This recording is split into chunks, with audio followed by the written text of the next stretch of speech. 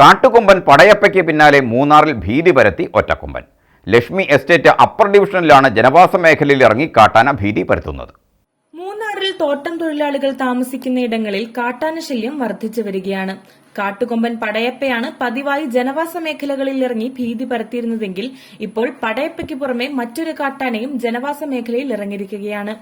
ഒറ്റക്കൊമ്പൻ എന്ന് വിളിപ്പേരുള്ള കാട്ടാനയുടെ സാന്നിധ്യം കണ്ടെത്തിയതോടെ ജനങ്ങൾ ആശങ്കയിലാണ്. കഴിഞ്ഞ ദിവസം ലക്ഷ്മി എസ്റ്റേറ്റ് അപ്പർ ഡിവിഷനിലാണ് ഒറ്റക്കൊമ്പനെ കണ്ടെത്തിയത്. കഴിഞ്ഞ ദിവസം മൂന്നാർ ഗ്രാമപഞ്ചായത്തിന്റെ മാലിന്യ സംസ്കരണ കേന്ദ്രത്തിന് സമീപവും കാട്ടുകൊമ്പൻ എത്തിയിരുന്നു. ആനകൾ എസ്റ്റേറ്റ് മേഖലകളിൽ കൃഷിനാശം വരുത്തുകയും ഗതാഗത തടസ്സം തീർക്കുകയും ചെയ്യുന്നത് പതിവാണ്. ജനവാസ മേഖലകളിൽ എത്തുന്ന കാട്ടാനകളെ ഉൾവനത്തിലേക്ക് തുരത്താൻ വനം വകുപ്പിന്റെ ഫലപ്രദമായ ഇടപെടൽ വേണമെന്നാണ് ഉയരുന്ന ആവശ്യം. News bureau, Munnar. മോളെ, നിന്റെ കൂട്ടുകാരി വന്നില്ലേ? അവള് ചെന്നൈന്ന് വരണ്ടേ അമ്മേ?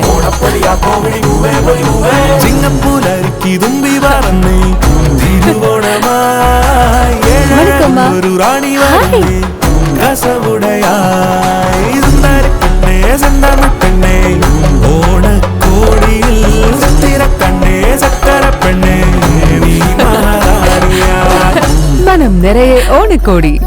മഹാറാണി വെഡിംഗ് കളക്ഷൻസ്, തൊടുപുഴ.